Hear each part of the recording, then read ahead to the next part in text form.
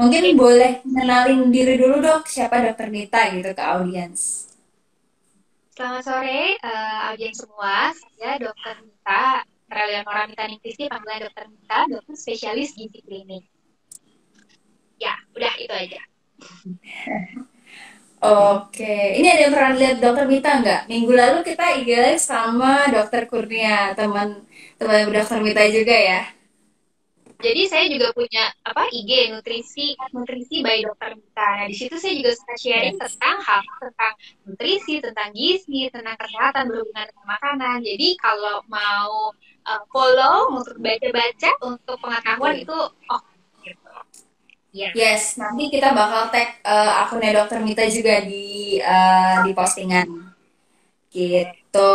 Nah, sahabat sehat boleh siapin komentar-komentar atau pertanyaan-pertanyaan soal kolesterol. Tadi sempat ada sih yang udah nanya dan banyak juga Oke. yang excited dok karena kan ini penyakit milenial ya yang kadang-kadang pada nggak sadar pada punya kolesterol. Sip. Gitu. Langsung aja kita Iya, ke topik. kita, Kenapa? kita langsung mulai ya. Kita langsung mulai. Yes. Agak hilang-hilang ya dokter ya suaranya. Masih hilang-hilang? Mm-mm. Oke, mungkin kita langsung aja dok. Emang sebenarnya kolesterol tuh apa sih? Yang dimaksud kolesterol apa sih fungsinya? Hmm, Jadi kolesterol itu dia itu bentuk metabolisme dari dalam tubuh. Dia sejenis lipid atau substansi lemak gitu. Disebutnya lemak sterol. Jadi suaraku jelas nggak nih Mbak? Suaraku jelas? Jelas, jelas, jelas. Oke, jadi sebenarnya kolesterol itu kalau di dalam tubuh kita sumbernya ada dua. Jadi dari dalam tubuh sendiri dia dapat memproduksi atau mensintesis atau membentuk kolesterol. Satu lagi didapatkan dari makanan yang kita makan. Jadi nggak semata-mata kolesterol itu cuma dari makanan yang tinggi kolesterol nih makanan apa daging-dagingan lemak-lemak nggak juga. Karena sebenarnya tubuh kita sendiri itu 75% kolesterol yang dihasilkan itu 75% dari dalam tubuh, disintesis oleh dalam tubuh sendiri. Sisanya dari makanan. Jadi kita harus seimbang. Karena tubuh kita sendiri sudah punya kolesterol, kita makanan dari luarnya juga jangan terlalu tinggi kolesterolnya. Ada batas-batasnya gitu. Nah, terus sering sering dengar kan ya Mbak katanya kolesterol itu jahat, jadi konotasinya tuh kolesterol itu selalu Nah, jahat gitu ya. Padahal sebenarnya kolesterol itu punya fungsi loh sebenarnya. Jadi ternyata tubuh kita tuh membutuhkan kolesterol. Karena itu dia makanya memproduksi kolesterol juga kan. Untuk apa sih sebenarnya kolesterol itu? Jadi untuk metabolisme hormon-hormon, untuk pembentukan hormon seperti testosteron, kortisol, estrogen, kemudian juga untuk metabolisme vitamin D yang lagi in kan ya, vitamin D itu ternyata butuh kolesterol. Kemudian juga untuk membantu kerja dinding sel dan juga sistem saraf. Tapi memang segala sesuatu yang berlebihan kan nggak baik ya. Jadi pilihnya yes. sedang-sedang pas saja, jangan berlebihan gitu. Nah, berarti sebenarnya dia bisa jadi teman kita ya dok, karena dia punya fungsi gitu. Ya Tapi kalau dia berlebihan itu yang bahaya. sekali. Nah, kalau Nah, kadar normalnya kolesterol tuh seberapa sih dok? Dan oke. bagaimana dampaknya kalau berlebihan gitu? Oke. Nah, untuk tahu kadar kolesterol normal ini, kita tahu dulu nih ada dua jenis kolesterol atau kita sering dengar nih kolesterol yang baik sama yang jahat gitu kan ya. Nah, kolesterol Ya. yang baik. Jadi, sebenarnya pada dasarnya kolesterol itu nggak bisa tuh larut di dalam pembuluh darah kita gitu. Karena dia lemak kan, lemak sama air kan sebenarnya nggak bisa nyatu gitu ya. Tapi, karena itu si organ hati itu memproduksi namanya zat itu lipoprotein. Nah, lipoprotein itulah yang transport sebagai membawa kolesterol untuk disalurkan ke seluruh tubuh gitu. Lah, lipoprotein ini tuh ada dua jenis, makanya kita membedakan nih yang baik sama yang jahat gitu. Nah, ada namanya low density lipoprotein, satu lagi high density lipoprotein. Kalau low density lipoprotein atau LDL itu disebutnya sih kolesterol jahat karena dia itu yang mentransport kolesterol ke seluruh tubuh, ke pembuluh darah di seluruh tubuh.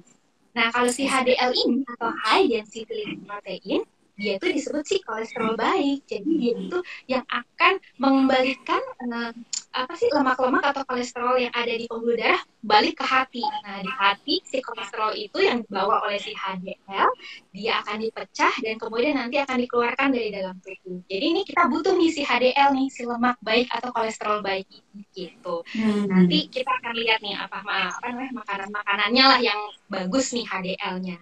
Nah, berapa kadarnya? Ya paling memang setiap laboratorium beda-beda ya, tapi secara umum kolesterol total kita tuh sebaiknya nggak boleh lebih dari 200 miligram.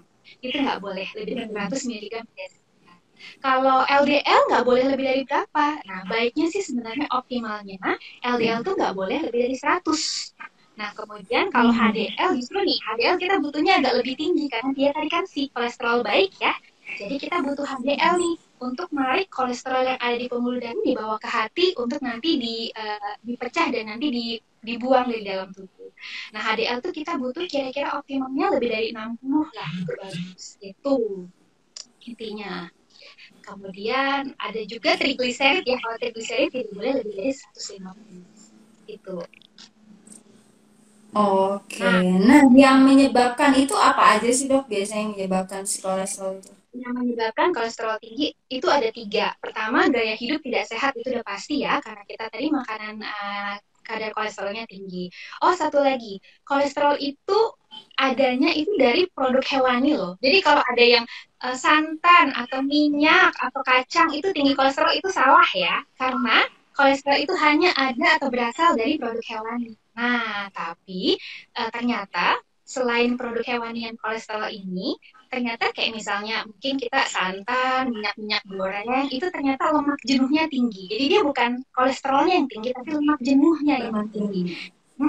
Dan ternyata lemak jenuh ini itu juga nanti kalau terlalu banyak di dalam tubuh, dia dapat memberikan sumbangsi terhadap peningkatan si kolesterol jahat. Jadi memang nggak boleh banyak-banyak juga, meskipun dia tidak mengandung kolesterol. Nah, tadi kenapa penyebab kolesterol itu bisa tinggi? Karena asupan makan kita yang nah, karena asupan makan kita yang memang tidak diatur, ya kolesterolnya tinggi, asam lemak jenuhnya juga tinggi. Atau genetik juga bisa nih. Kedua tuh karena genetik.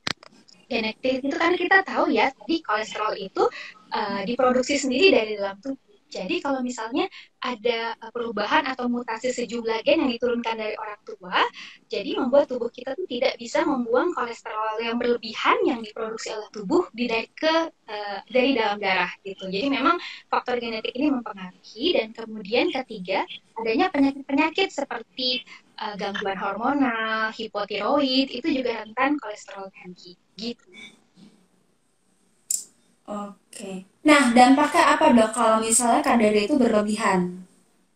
Oke, kalau dampak dia berlebihan jadi gini. Tadi kan kolesterol jahat ya. Kalau kolesterol jahat si LDL itu berlebihan, dia itu akan menumpuk tuh di pembuluh darah. Nah, menumpuk di pembuluh darah, lama-lama nanti kalau ada radikal bebas, ada proses oksidasi, dia bisa menyumbat pembuluh darah tersebut. Jadi kayak plak yang menyumbat pembuluh darah.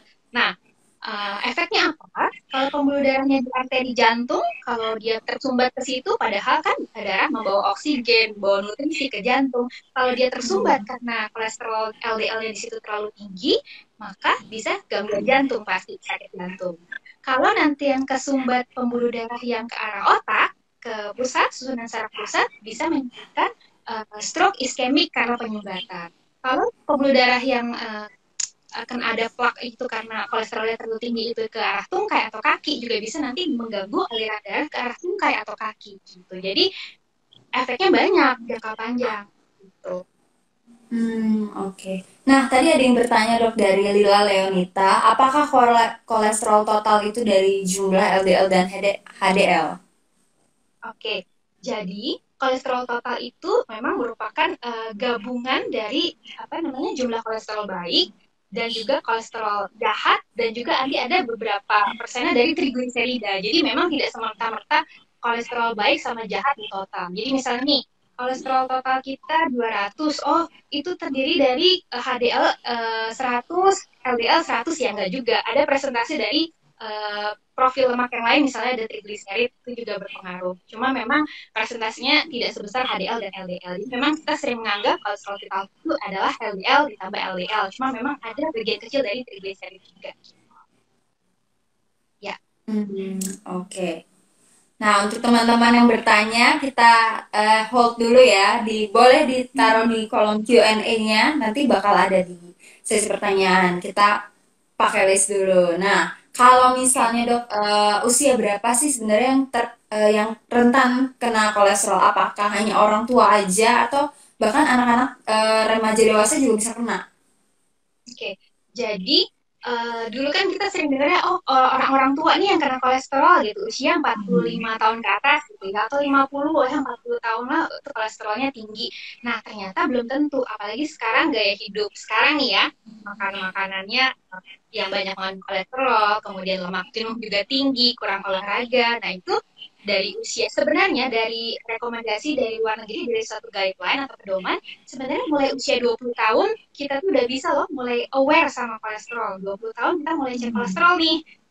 Udah bisa tuh gitu cek kolesterol. Bahkan pada beberapa kasus ada anak-anak pun bisa kolesterol tinggi. Jadi bukan berarti usia muda atau anak-anak tuh nggak bisa. Itu juga bisa. Apalagi kalau orang tuanya secara genetik menurunkan gen yang dapat meningkatkan kadar kolesterol di dalam darah yang diproduksi oleh tubuh sendiri itu bisa. Namanya familial hiperkolesterolemia. Itu bisa terjadi pada anak-anak. Gitu. Cuma memang presentasinya tidak banyak. Tapi untuk sekarang, kalau saran saya sih, mulai usia 20 tahun, kita udah mulai bisa cek kolesterol dan udah mulai waspada sama gaya hidup kita. Gitu. Berarti ngecek kolesterol itu nggak mesti tunggu tua dulu ya dok ya, bisa kapan aja lah. Iya, bisa jadi mungkin saya umur 20 atau Mbak Karin bisa loh. Gitu. Ternyata kita nggak aware nih, oh masih muda, makannya sembarangan deh, nggak perlu olahraga. Ternyata kolesterol tinggi itu sangat bisa. Jadi cek sejak dini, sejak 20 tahun udah bisa mulai cek kolesterol. Nah, makanan apa aja dok yang perlu dihindari dan apa aja yang memicu kolesterol tinggi, kolesterol si jahat ya dok? Oh, oke. Okay. Jadi makanan yang tinggi kolesterol. Tadi kan kolesterol berarti dari yang hewani nih, ya kan? Nah, Hewan. kita perlu tahu dulu nih, kita sehari kira-kira kolesterol tuh boleh berapa banyak gitu kan? Biar kita tahu nih yang ketinggian berapa, yang nggak ketinggian berapa. Jadi kolesterol kita sehari itu kita boleh 200 sampai 300 miligram per hari. Itu udah maksimal 200 sampai 300. Bahkan ada beberapa rekomendasi yang bilang kalau bisa sih di bawah 200 deh maksimal 200 miligram per hari. Nah, kita lihat nih produk-produk hewani apa sih yang tinggi kolesterol. Kita lihat misalnya, kita sering dengar apa sih jeroan ya? Jeroan gitu ya. Ya, Jeroan. jeroan. Nah, jeroan nih misalnya nih hati sapi ternyata 100 gramnya per 100 gram itu kolesterolnya sekitar 120 miligram. Kalau misalnya batas kolesterol kita 200 miligram per hari, udah 120, udah setengah lebih dong kuotanya. Nah, itu jadi kita hati-hati tuh. Jangan sampai kita makan hati sapi. Terus kita juga ya. Terus abis itu ada lagi nih, telur. Telur tuh juga kita sering nggak mengira. Kan telur tuh ada bagian kuning, ada bagian putih ya. Ya. Nah, ternyata bagian kuning telurnya itu bisa mengandung 186 sampai 200 miligram kolesterol. Jadi udah hampir dan bahkan udah mencukupi kebutuhan kolesterol kita satu hari gitu. Jadinya jangan sampai kita tadi makan hati sapi, makan kuning telur, terus makan jeroan yang lain, tentunya itu udah pasti lebih dari kadar kolesterol sehari. Jadi yang perlu di waspadai tentu jeroan-jeroan, kemudian daging-daging yang terutama yang berlemak kayak misalnya mungkin daging bebek kulitnya, kemudian juga kalau Hmm. daging sapi juga kulit apa yang tetel-tetelannya, kalau ayam mungkin daging ayamnya Ya. nggak terlalu tinggi kolesterolnya meskipun ada, tapi kulitnya itu lemak jenuh tinggi, kolesterolnya juga tinggi. Kemudian Yang enak-enak turunan semua ya dok. enak, terus turunan-turunan dari produk hewani kayak misalnya mentega dari lemak sapi atau misalnya juga susu yang full cream yang terlalu high fat itu juga kolesterolnya bisa juga lebih tinggi. Oke, berarti rata-rata tuh makanan-makanan hewani ya dok ya, apalagi lemak-lemak seperti kulit-kulit itu biasanya tinggi lemak jenuh dan juga bahkan sampai kolesterolnya ya dok ya. Betul sekali. Nah, ini ada pertanyaan tadi. Berarti pemicu utama kolesterol tinggi karena sering makan daging-dagingan ya dok, benar gak tuh? Begini, itu juga kita kan, jadi kalau misalnya mau kolesterol rendah, udah kita nggak usah makan daging, nggak usah makan yang kayak gitu kan ya. Nah, nggak usah makan jeroan, nggak usah makan kuning telur.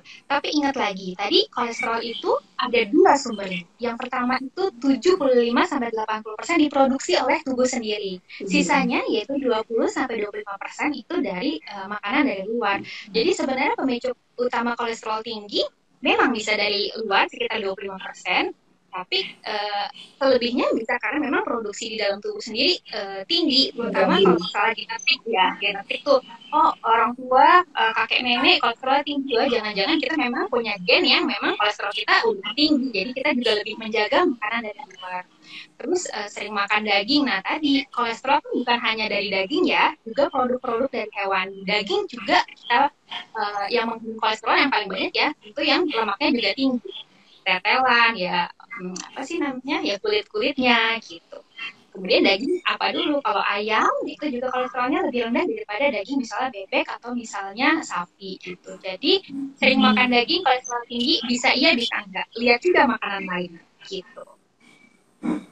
Beda-beda individu juga ya dok ya, beda-beda orang gitu. Iya, gitu. Oke. Nah, kalau pengelolaan resiko tinggi kolesterol, apakah hanya pengobatan yang satu-satunya jadi cara, dok? Oke, jadi untuk pengolahan kita kolesterol udah tinggi nih, udah cek, oh ternyata kolesterolnya di atas 200 gitu ya, 240 sampai 300. Kita pertama, kita itu jangan langsung mikirin obat dulu. Kita pertama harus mengubah gaya hidup kita, udah pasti. Kita harus mengubah gaya hidup kita. Berarti kita koreksi nih, wah kita makanannya kelebihan apa nih? Coba lihat makanan sehari-hari di list nih. Oh ini tinggi kolesterol, ini lemak jenuhnya tinggi, pantas aja gitu. Dan kemudian olahraga. Ternyata dengan kita olahraga yang teratur, itu kita dapat meningkatkan si HDL atau si kolesterol baik gitu. Jadi kalau misalnya kita kurang olahraga, makannya juga nggak dijaga, padahal kita kan butuh HDL atau si lemak baik untuk membawa penumpukan-penumpukan kolesterol yang di pembuluh darah ke dalam hati supaya nanti bisa dipecah dikeluarkan. Jadi kita harus juga olahraga, selain juga jaga makanan, dan terakhir kalau memang itu sudah diusahakan tapi kurang signifikan atau ternyata mungkin ada penyakit penyerta lain yang memperberat kita, kolesterolnya tinggi terus nih, ya kita juga harus berpikir juga untuk konsumsi obat-obatan. Tapi itu harus setelah pemeriksaan kolesterol dan juga disarankan dosisnya oleh dokter. Jangan asal sendiri, oh saya minum obat ini nih, apa sering yang generik simvastatin tiap hari ya, stos itu nggak bisa begitu. Kita harus cek berapa kadar kolesterol dan disesuaikan dosisnya setelah juga melakukan perbaikan pola hidup. Oke, berarti jadi sebenarnya nggak pengobatan doang ya dok, mulai dari gaya hidup dan aktivitas sehari-hari juga mempengaruhi ya dok? Iya, iya betul, betul sekali. Oke, wah sudah banyak nih. Nah, kalau pengaruhnya serat dok, si serat ini kan buah, sayur yang tinggi serat, apakah berpengaruh dok untuk mengontrol kolesterol atau bahkan mencegah gitu biar nggak tinggi? Apa deh Banget, pengaruhnya dok? banget. Jadi serat itu perlu banget untuk kita mencegah untuk kolesterol tinggi sama juga untuk membantu menurunkan kolesterol yang sudah tinggi. Nah, kenapa? Karena serat itu ya serat larut sih terutama. Serat itu ada serat larut, serat tidak larut. Tapi serat seperti misalnya serat larut, dia itu nanti di dalam tubuh dia dapat membentuk apa sih seperti gel. Nah, kemudian komponen tersebut dia dapat mengikat lemak yang ada di dalam tubuh atau mengikat kolesterol di dalam tubuh dan kemudian mengeluarkannya ke saluran cerna gitu. Jadi bisa tuh serat dapat mengikat kolesterol. Udah gitu, serat juga dia banyak mengandung polifenol, kemudian juga antioksidan. Kan kita tahu tadi ya, kalau kolesterol jahat dengan adanya radikal bebas terjadi oksidasi, dia akan membentuk sumbatan di pembuluh darah. Jadi dengan si serat itu sebagai antioksidan juga, dia dapat mencegah penyumbatan pembuluh darah itu juga. Jadi ini serat ini penting banget untuk mencegah kolesterol tinggi dan juga untuk mengatasi kolesterol tinggi. Harus banget nih makan serat gitu. Nah, contohnya si serat larut dan serat tidak larut itu maksudnya apa dok? Gini, kalau serat larut sebenarnya gini, semua buah dan sayur itu mengandung komponen serat larut dan serat tidak larut. Itu itu ada. Cuma ada beberapa yang bahan makanan yang lebih tinggi serat larutnya, seperti misalnya oatmeal, nah itu tinggi serat larutnya. Kemudian beberapa buah-buahan seperti stroberi itu juga apa namanya tinggi serat larutnya. Nah kalau serat tidak larut, kebanyakan buah dan sayur itu seratnya tidak. Nah kalau serat tidak larut juga tetap penting untuk mencegah terjadinya kolesterol tinggi atau untuk mengobati kolesterol gitu. Karena dengan dia seratnya tidak larut, dia dapat menyebabkan apa sih namanya membuang apa kita buang air besar juga lebih lancar gitu. Kemudian tadi jangan lupa banyak antioksidan dalam serat itu sendiri. Jadi tetap butuh juga untuk mengatasi kemungkinan-kemungkinan penyakit yang bisa terjadi karena si kolesterol atau penumpukan lemak di dalam darah gitu. Oke. Bagaimana dok kalau misalnya buahnya itu atau sayurnya itu di mix, dicampur, di jus, dibikin salad, maksudnya nggak kita makan benar-benar utuh gitu ya? Betul. Apakah itu Oke. seratnya tetap boleh atau gimana dok? Nah, gini, jadi udah ada penelitiannya tuh, dia ngebandingin jus nih, jeruk ya, jeruk yang utuh, jeruk yang di jus, itu seratnya gimana gitu. Ternyata misalnya nih dalam satu mangkok nih jeruk utuh sama jeruk itu di jus. Itu memang ternyata seratnya berkurang. Jadi kalau misalnya jeruk utuh taruhlah seratnya 2,4 gram. Ternyata setelah di jus dia berkurang jadi 0,3 gram. Nah, kenapa berkurang? Karena pada saat dia di jus, dia kan ada apa sih gerakan mekanis ya dari juicer untuk dia memotong-motong buah yang utuh, otomatis seratnya juga terpotong. Kemudian juga nanti ada pemanasan atau reaksi panas karena proses jus, proses pemotongan gitu di dalam mixer misalnya, itu juga kan mempengaruhi beberapa vitamin dan juga serat, jadi kadarnya turun gitu. Ada, tapi tetap ada, itu pasti tetap ada, cuma lebih turun daripada yang itu. Jadi harus dikombinasi boleh. Jadi kalau makan buah utuh bosen atau kayaknya nggak kuat nih makan buah utuh kebanyakan dicampur nggak apa-apa, boleh kombinasi juga sama buah utuh gitu. Tapi kalau misalnya compress juice gimana dok? Kan dia dilumatkan gitu ya dok ya? Nah, Apakah beda? betul. Nah, kalau cold press juice itu diambil sarinya kan. Jadi dia itu ada prosesnya. Jadi dia itu vitamin dan mineralnya utuh. Itu lebih bagusnya daripada misalnya jus biasa atau jus yang di mixer dengan menggunakan blender.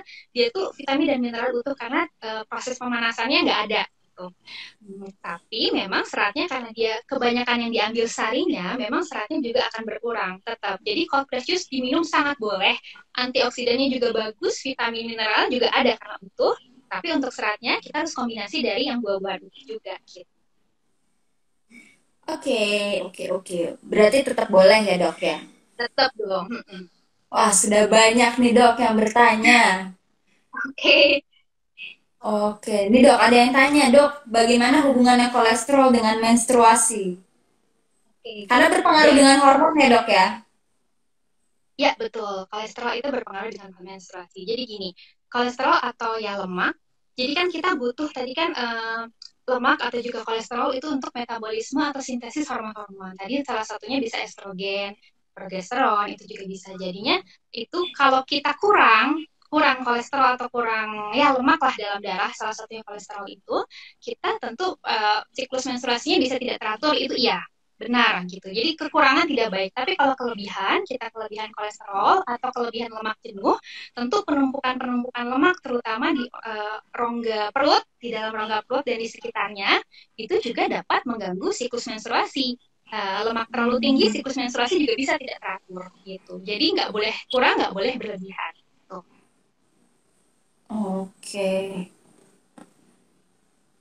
Nah, nih dok, suka minum kopi pengaruh nggak sama kolesterol dok? Ayo, mana nih Gini, pecinta kopi nih? pecinta kopi. Jadi gini, tadi kolesterol itu diperoleh dari produk hewani. Kalau kopi kan tidak ya, dia biji kopi Iya.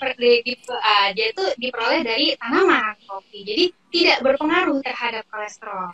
Apakah minum kopi meningkatkan kolesterol? Tidak. Apakah minum kopi menurunkan kolesterol? Juga tidak. Tapi kalau misalnya minum kopi campur sama makanan yang kaya akan kolesterol tentu ya, atau misalnya minum kopi sambil makan Hmm. gorengan yang lemak jenuhnya tinggi nih.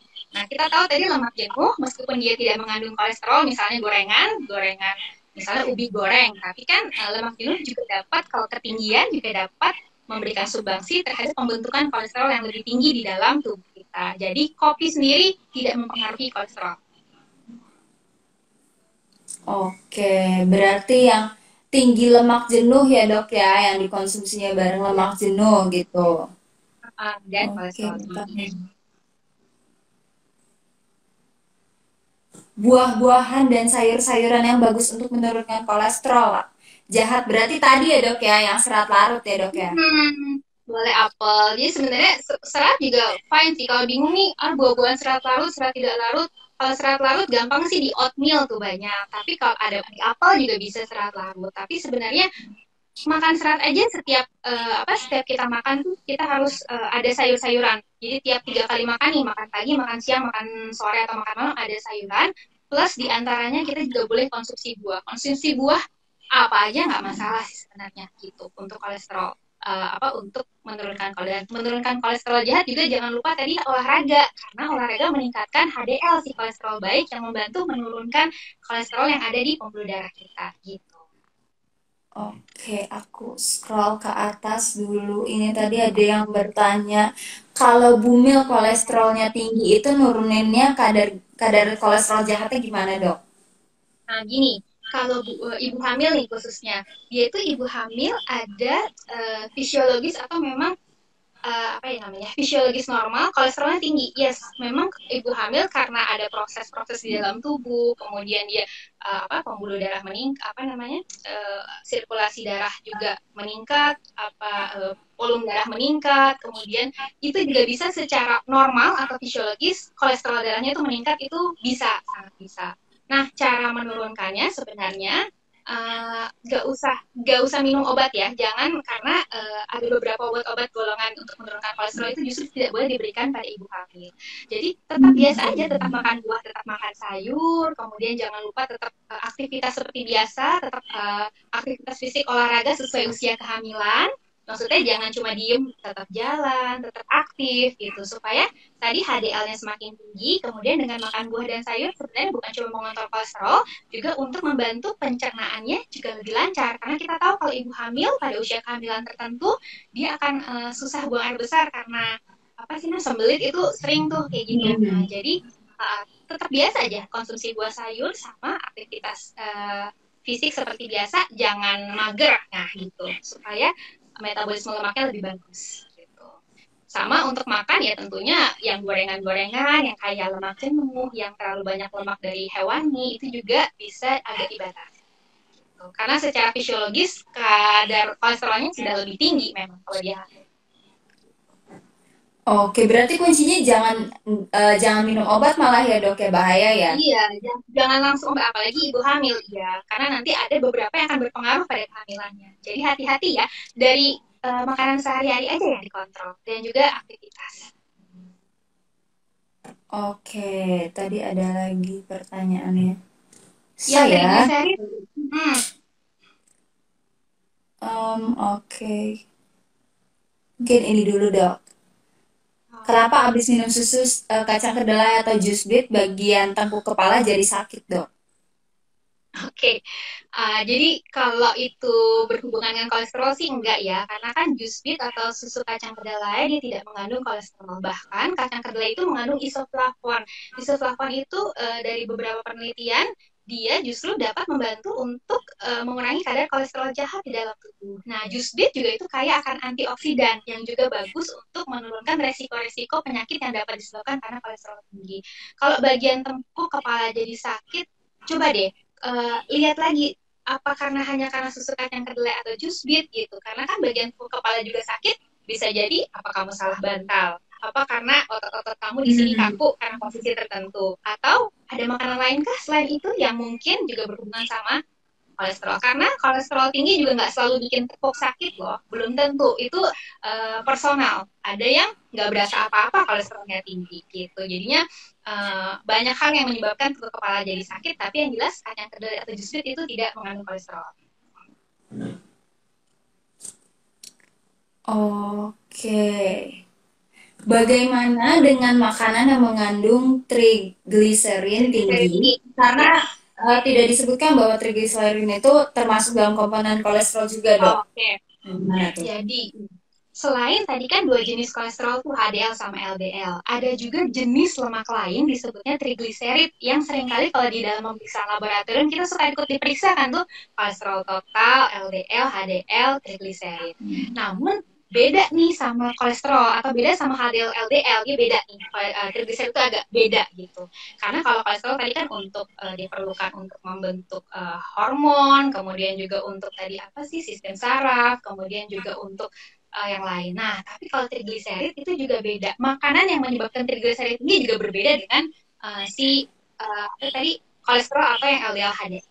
Nah, trigliserid itu terbentuk ketika tubuh itu mengubah sisa kalori yang tidak terpakai, terutama yang bersumber dari karbohidrat dan juga glukosa, juga fruktosa, jadi sumber karbohidrat. Jadi kalau kita ketinggian sumber karbohidrat makannya, misalnya nih, minum manis-manis terlalu tinggi, terlalu banyak, atau misalnya kita sering makan misalnya jus-jus buatan yang banyak dikasih gula tambahan gitu, bukan jus yang alami, atau misalnya snack-snack yang manis-manis, atau mungkin makan ya sumber karbohidrat terlalu banyak, kalau berlebihan dia diubah jadi si trigliserid. Jadi beda metabolismenya, meskipun dia termasuk dalam profil lemak darah. Nah, yaitu makanan yang kaya akan trigliserid itu terutama tadi yang dikasih pemanis-pemanis buatan tuh, sirup-sirup buatan, pemanis buatan, snack-snack yang manis-manis, yang kaya akan atau tinggi akan karbohidrat tuh yang bisa membuat trigliserid naik. Oke, nah nih ada lagi dok. Kolesterol itu bisa mempengaruhi perubahan emosional nggak dok? Atau mood gitu ya? Oke, oke. Kolesterol bisa mempengaruhi perubahan emosional. Nah, sebenarnya kalau yang mempengaruhi perubahan emosional sih sebenarnya bukan kolesterol, hanya kolesterol ya, tapi mungkin lemak secara keseluruhan gitu. Lemak jenuh yang tinggi atau misalnya apa namanya? Ya, kadar lemak yang terlalu tinggi bisa mempengaruhi emosional, bisa. Jadi begini, kalau kita lemaknya terlalu tinggi di dalam tubuh, nah itu apa namanya? Nah, sebenarnya untuk mempengaruhi emosional bukan cuma lemak atau kolesterol sih. Lemak yang tinggi juga bisa mempengaruhi. Jadi misalnya ada yang bilang cepat marah gitu kan ya, kalau orang kolesterol tinggi darahnya cepat marah gitu. Itu nggak semua orang ada yang begitu misalnya gitu. Karena gini, nih pembuluh darah kita misalnya kolesterolnya terlalu tinggi, kan banyak sumbatan-sumbatan nih di arteri. Kadang-kadang untuk misalnya itu jadi mempengaruhi kita nyeri kepala, kemudian juga misalnya gangguan ke jantung kan tadi juga bisa sumbatan ke jantung, jadi oksigenasi ke otak dan juga ke jantung tidak baik. Nah itu juga bisa mempengaruhi emosi, terutama kalau yang ke otak ya, karena oksigenasinya jadi nggak bagus. Tapi apakah itu yang selalu mempengaruhi emosional ya nggak juga, gitu. Banyak hal-hal lain. Cuma bisa mempengaruhi transportasi oksigen karena dia tersumbat iya, dan kurangnya oksigen ke otak juga bisa mempengaruhi emosi gitu iya. Nah, salah satunya mungkin bisa. Oke. Kita beralih dok, kita main apa Oke. fakta mitos nih soal kolesterol. Oke. Lumayan Oke. interested juga nih. Bener gak sih dok kalau hanya orang yang overweight atau obesitas yang bisa memiliki kolesterol tinggi? Ya tuh sering ditanyain banget. Jadi kan uh, kolesterol cuma pada orang yang berat badan berlebih gitu kan, yang kurus-kurus enggak. Oh justru ternyata tidak. Jadi bentuk badan atau tipe badan apapun, mau dia kurus, mau dia berlebih atau dia obes, itu semua masing-masing punya potensi untuk memiliki kolesterol tinggi ternyata. Nah, kalau yang obes memang kelihatannya, oh iya karena dia banyak makan lemak jenuh, karena dia makan kolesterolnya mungkin nggak dikontrol, berat badannya tinggi, karena kalorinya tinggi, terus dia kolesterolnya pasti tinggi. Tapi belum tentu, karena gini, kalau misalnya orang kurus nih ya, orang kurus kan berarti mungkin asupan kalorinya dia mungkin tidak terlalu tinggi. Tapi asupan kalori itu kan bukan cuma dari kolesterol atau lemak jenuh. Bisa jadi mungkin dia makan karbohidrat atau gula-gulanya nggak terlalu banyak, tapi dia nggak kontrol nih kolesterolnya. Otomatis kolesterolnya bisa tinggi dong. Atau misalnya nih, secara genetik, oh dia secara genetik memang orangnya nggak gampang gemuk. Kan ada tuh genetik yang dia Yes. gampang gemuk, ada yang jadi santai aja mau makan apa aja, oh gue nggak gemuk ini gitu ya, misalnya oh saya nggak gemuk ini, nggak gampang gemuk, tapi dia lupa mengontrol kadar lemak jenuh dan juga kolesterol yang dia makan, jadi tetap nih nggak gemuk tapi kolesterol tinggi tuh banyak banget yang begitu, jadi dia mungkin udah merasa fine, berat badannya oke, dia makan apa aja berat badan segitu, dia mungkin cuma mengurangi nggak manis-manis, nggak makan nasi, tapi yang lemaknya gitu dia nggak kontrol atau kolesterolnya dia nggak kontrol, itu sangat mungkin dia kolesterol tinggi. Jadi bukan cuma yang berat badannya lebih atau obes ya. Oke, berarti mitos ya dok ya? Iya, banget, itu banget. Mitos. Nah, benar gak sih dok, mitos atau fakta nih, cukup menghindari daging dan santan aja jeroan, kolesterol kita bakal tetap aman. Oh, itu juga mitos karena tadi kan 75-80% kolesterol diproduksi dari Dan dalam tubuh gitu. Jadi ada faktor genetik juga yang mempengaruhi. Kalau ternyata kita nggak makan daging, nggak makan santan, nggak makan jeroan atau keju, itu membantu, sangat membantu untuk mengurangi kadar kolesterol berlebih. Bukan nggak makan ya, boleh makan tapi jumlahnya juga harus pas gitu biar nggak kelebihan. Tapi apa pasti kolesterolnya normal? Ya belum tentu. Kalau misalnya secara genetik dia juga udah mewarisi gen-gen yang kolesterolnya tinggi, ya bisa juga dia tetap kolesterolnya tinggi. Jadi banyak hal yang harus di apa ya, yang mempengaruhi kolesterol seseorang. Gitu. Bukan cuma dari makanan-makanan tersebut. Gitu. oke, kalau yang terakhir dok, daun seledri itu betul nggak sih dok bisa menurunkan kadar kolesterol? Oh Menarik iya ya? nih, sering juga nih.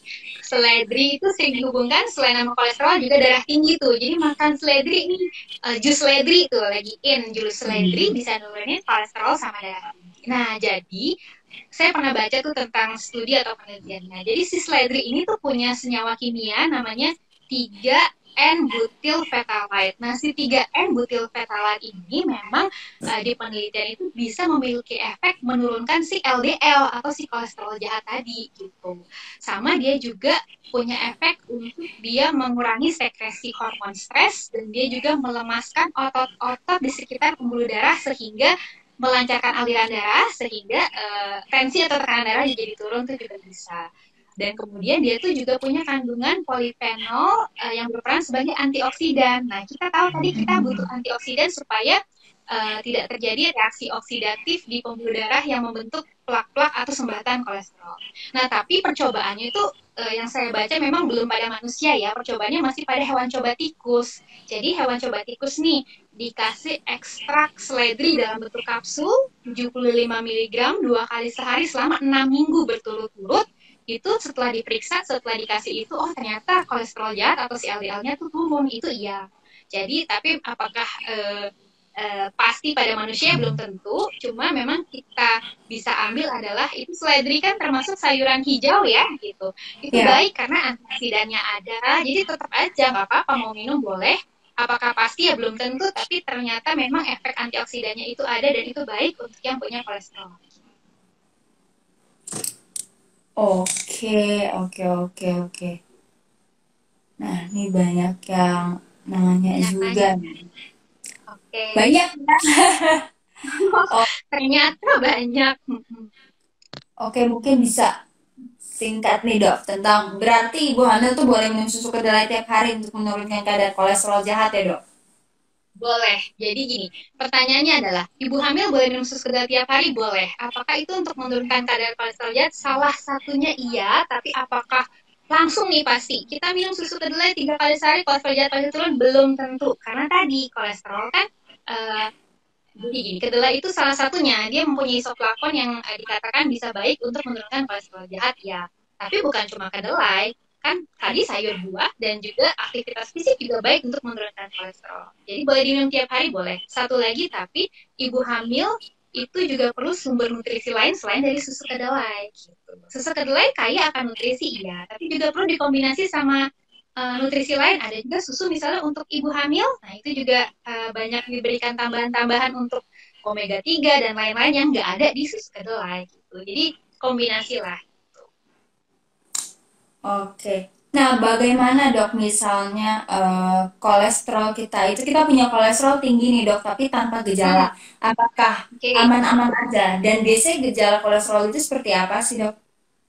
Oke, jadi kalau kolesterol tinggi tanpa gejala itu sering juga tuh. Jadi kita nih gejalanya biasanya beberapa ya. Mungkin ada yang rasa nyeri kepala atau misalnya tengkuknya mulai pegel atau nyeri, kemudian kakinya kesemutan, itu beberapa di antaranya. Tapi apakah pasti gejalanya seperti itu? Tidak juga. Belum tentu gejalanya seperti itu. Pada beberapa orang ya, tapi tidak semuanya.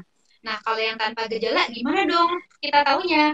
Memang satu-satunya cara kita cek kolesterol. Jadi tadi kan udah saya sempat sampaikan, sebenarnya mulai usia 20 tahun kita udah mulai bisa kok mulai cek sama aware tentang kolesterol. Gitu. Kalau Oke. nih misalnya kita cek nih umur 20, oh kolesterolnya ternyata tinggi. Nah, kita udah mulai bisa tuh perbarui gaya hidup, rajin olahraga, makanan dijaga, sayur buah juga ditingkatkan gitu. Nggak mesti langsung minum obat. Tapi kalau misalnya ada penyakit lain atau setelah konsultasi ternyata wah nggak turun-turun nih harus pakai obat, ya boleh sesuai anjuran dari dokter gitu. Karena memang banyak yang nggak terdeteksi dari gejala klinis gitu. Jadi memang kitanya harus Hmm. punya inisiatif atau awareness untuk cek sendiri. Apalagi misalnya kita tahu nih, kita kan pasti tahu dong apa yang kita makan sehari-hari nggak bener nih. Terus orang tua segala macam turunannya nih kolesterolnya tinggi. Nah itu udah faktor resiko. Jadinya kita yang harus aware untuk memeriksakan kesehatan kita sendiri. Oke, oke, oke, oke. Berarti nggak mutlak kalau misalnya sakit kepala itu udah kolesterol, belum tentu juga Enggak, ya dokter. belum tentu. Lebih baik dicek dulu Iya, gitu. yes betul. Terus, Oke, nah ini ada pertanyaan dari Njung Japaf. Kalau konsumsi obat penurunan kolesterol tidak dianjurkan dan lebih dianjurkan untuk maintenance makanan, gimana caranya menanggulangi keluhan saat kolesterol tinggi, dok? oke, jadi sebenarnya untuk obat-obatan tadi bukan tidak dianjurkan, namun kita juga perlu tahu bahwa ada cara lain juga yang kita bisa lakukan. Seperti tadi kan mengubah gaya hidup sama olahraga. Nah, kalau untuk obat-obatan itu tentu saja itu juga bisa jadi pertimbangan, apalagi setelah kita konsultasi ke dokter. Jadi maksud saya itu kita nggak boleh sembarangan minum obat kolesterol tanpa pertimbangan dari dokter. Kan ada dosisnya, ada obat kolesterol juga ada banyak golongannya, yang mana yang paling sesuai untuk kita gitu. Terus habis itu gimana cara minumnya, berapa lama minumnya, itu kan juga kita nggak bisa memutuskan sendiri, kita harus Ya. konsultasi sama dokter gitu. Jadi bagaimana cara kita menentukan, ya kita jaga makan, kemudian juga pola hidupnya, sama olahraga, sama kita rajin cek kolesterol nih. Kalau ternyata nih sekali dicek pakai habis itu dimodifikasi gaya hidup tidak berpengaruh gitu, apa jangan-jangan memang perlu obat, apalagi misalnya secara genetik nih kita udah ada turunan banyak kolesterol tinggi, memang kita perlu obat, tapi itu konsultasi sama dokter karena tiap orang dosisnya bisa beda-beda, jenis obat kolesterol yang dikasih juga bisa beda-beda tergantung klinis atau tergantung diri masing-masing. Berarti nggak mencak-mencak kolesterol yang tinggi langsung beli obat kolesterol di Ya, apotek gitu. Asal ya betul, dok ya. jangan dulu. Kita konsultasi dulu nih beneran perlu atau tidak nih, dan tingginya berapa. Kadang-kadang kan ada yang 200 atau 300. Nah, itu nanti tergantung pertimbangan dari dokter nih gitu. Berarti Langsung di butuh saat obat. Mm-mm. di saat Gimana lagi gimana? tinggi dok, di saat lagi tinggi apakah selalu butuh obat atau bisa didiamin aja misalnya makan sesuatu yang nggak perlu obat gitu. Oke. Jadi gini, kalau di saat lagi jadi gini, penurunan kolesterol juga misalnya nih, bukan kayak tekanan darah nih yang kayak misalnya langsung minum obat ini langsung turun drop, itu ya enggak juga gitu. Itu kan kolesterol itu proses membentukan dan dari makanan yang kita makan ke jadi kolesterol itu butuh waktu. Jadi mau kolesterol misalnya pun kolesterolnya tinggi banget, apakah kita minum obat langsung turun? Ya enggak juga, itu butuh waktu untuk menjadi normal kembali. Jadi apa yang harus dilakukan? Ya kita sambil kita nanti misalnya akan konsultasi ke dokter, kita juga bantu dengan kita mulai nih gaya hidupnya kita ubah nih. Habis itu kita sambil kita konsultasi ke dokter nih butuh langsung kasih obat, apakah saya coba dulu nih pakai makan makanannya nih dikontrol. Gitu. Oke, kita pilih pertanyaan terakhir ya dok ya. Oke, Ini boleh. dari Ibu Yanti PKW. Bagaimana cara menurunkan LPA sampai 55 dan juga hyperlipoprotein? Oke.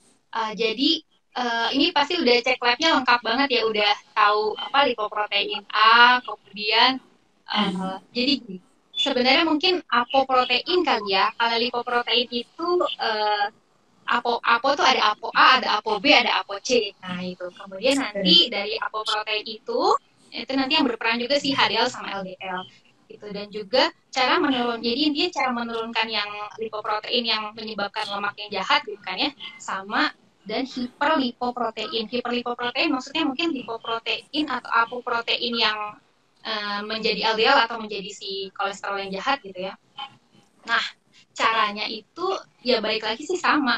Kalau kita harus tingkatin yang si HDL-nya. Jadi kalau HDL itu dia mengandung si apoprotein C dan juga apoprotein si E. Apo bukan lipo ya, apoprotein E dan apoprotein C.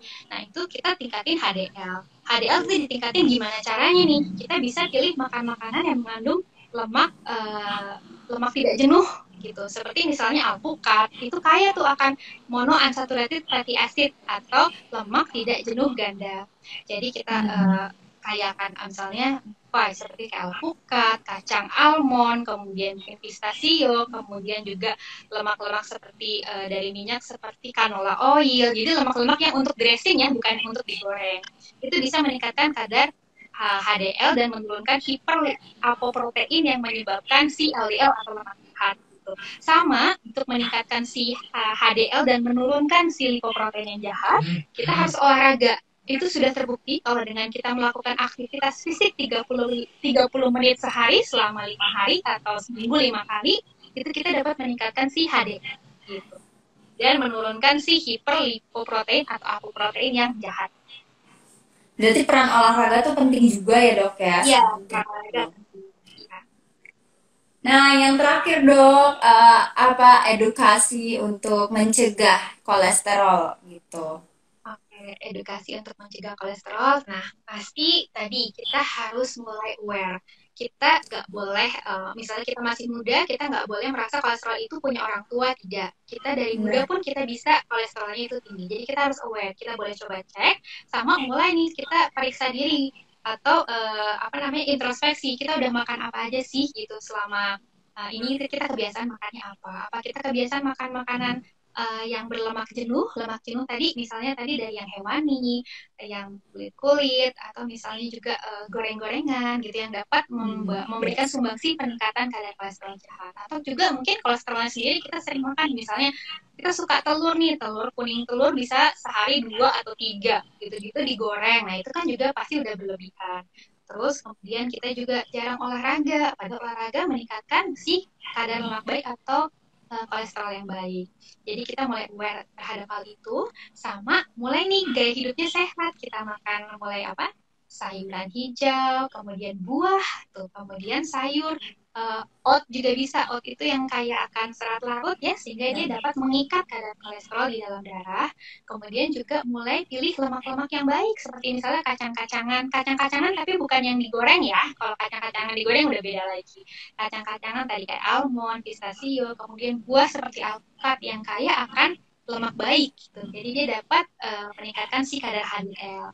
Kemudian kalau untuk obat-obatan tadi kita harus konsul dulu nih sama dokter. Jangan kita beli konsumsi dengan dosis yang kita asal aja. Orang tua saya konsumsi segini atau teman saya segini, nah kan belum tentu kita segitu dan jenisnya juga belum tentu itu cocok untuk kita. Jadi harus cek ke dokter juga apakah obat tersebut memang diperlukan dan berapa dosisnya untuk kita gitu. Udah itu aja. Oke, berarti yang terpenting adalah mengubah pola hidup dan juga lebih aware ya dok ya. Betul, iya.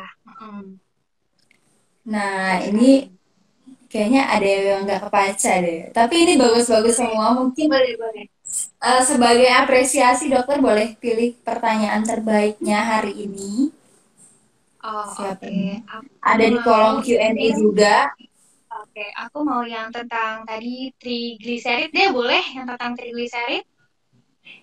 Oke, masih ada nggak ya? Itu siapa yang nanya tadi ya? Tadi trigliserid itu siapa ya?